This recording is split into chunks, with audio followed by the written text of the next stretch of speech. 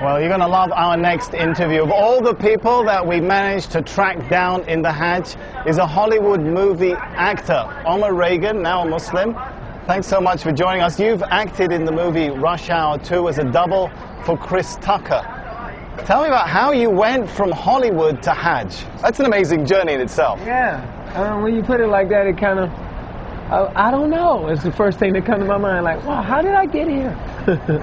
I can say I'm grateful. I know my mother, she converted to Islam when I was young, but I grew up making a lot of mistakes. We won't get into that. Yeah, please don't tell nobody. Don't tell nobody.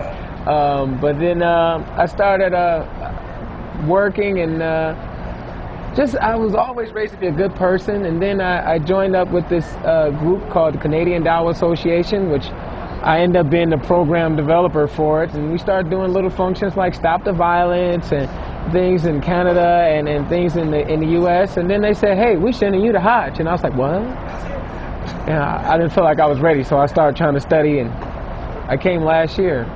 All right, now, as I mentioned, you've doubled for Chris Tucker. You know what I'm going to ask you? I got to ask you, what would Chris Tucker say if he was on Hajj?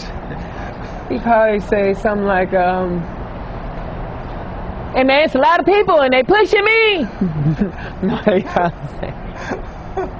It's all for Allah, man. All for Allah. It's only one God. Numerous of things. And you know this, man. When I do this, I got new life. How do Hollywood? You're still working in Hollywood, so yeah. It's quite an interesting balancing act. Do Hollywood and Hajj really go together? You can maintain those two roles. Hollywood and Hajj. Yeah, that's controversy right there. That is controversy. It's like, when you hear it. But, is that Bernie Mac now? Or what is that? Hollywood and Hajj. Now, you know, it's conflicting, but it works because Hollywood teaches you kind of like put on this, be a fake person, be another person, and Hajj teaches you to really be yourself. It strips you of everything that you thought was so important and everything that you really fight for. It's about me and what I need. And Hajj, man, you know, you sleep on the ground, you know, you wear nothing, as you can see. No, we don't want to really show you wearing nothing. He is dressed, by the way. That is true. That is true. But you stripped of all those worldly possessions, you know, and you kind of, everybody's on the same level, no matter how much money you have, we're the same. So I can take that back to the U.S. with me, you know. Be a nice person, be a good person. What Islam really teaches is have good character and good manners. Tell me, Omar, does it hurt your Hollywood profile, your Hollywood career, that you have such a high profile as a Muslim? As you mentioned, you're in Hajj, you're talking to us on TV, you're part of the Canadian Dawah Association. I don't know. That's a good question. I'm going to find out when I go back home. Well, if you need a job, I'll talk to my boss. Yeah, do that, because you asked, they'll be like, you was on Al Jazeera? What?